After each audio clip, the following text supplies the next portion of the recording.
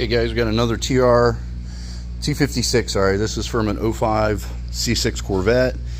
Was popping out of gear, wouldn't stay in certain gears. 132,000 miles on this one. We're gonna pop this baby open, disassemble, and find out all the worn components.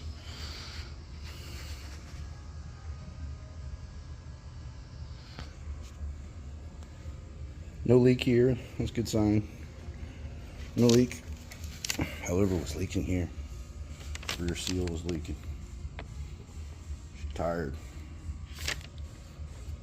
Spin's good. I see a big old leak there.